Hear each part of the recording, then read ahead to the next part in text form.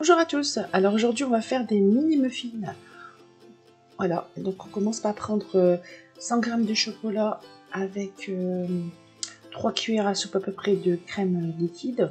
Moi j'ai pris de la semi-épaisse parce que j'en avais avec ça, mais c'est mieux de la crème liquide quand même, hein. Ça délaye mieux et puis ça fluidifie mieux le chocolat.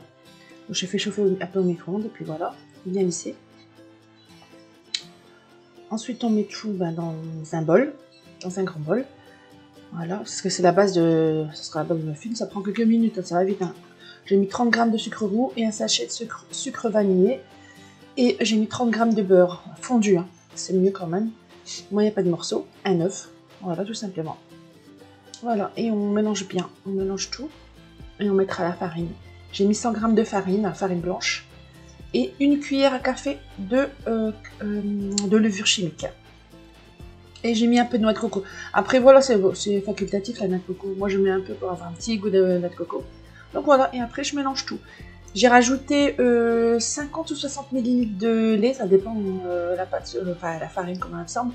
Parce que c'était à cause de la crème liquide, comme c'était pas de la crème liquide justement. Donc j'ai rajouté 50-60 ml de lait. Et après, voilà, j'ai mis dans mes petits moules. Bon, j'avais pas de moules spéciaux pour les mini muffins, donc je mis ça dans des trucs à chocolat. Mais maintenant j'en ai des moules à mini muffins, donc je testerai avec. Donc voilà, tout simplement, ça va super vite hein, et super bon. Moi j'ai fait vite fait hein, pour dire que j'avais un peu de petits goûts en plus. Et j'ai rajouté un peu de noix de coco dessus, dans les tout petits, parce que ceux-là ils sont plus grands les moules là. Donc du coup j'ai mis un petit carré de chocolat aussi, ça fait du chocolat en plus. Pour, les enfants ils aiment bien. Après tout ça, tous les détails, rajouter des petites pépites ou n'importe, ça marche très bien. Et c'était super bon, rapide et ils sont super bons ceux-là. Ensuite voilà, on les met au four. Moi j'ai mis 180.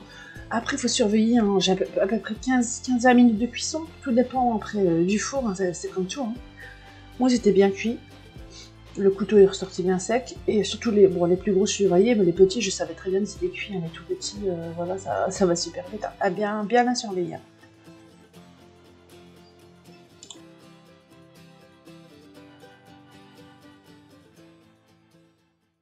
Si ça vous a plu, n'hésitez pas à liker, commenter et partager. À bientôt!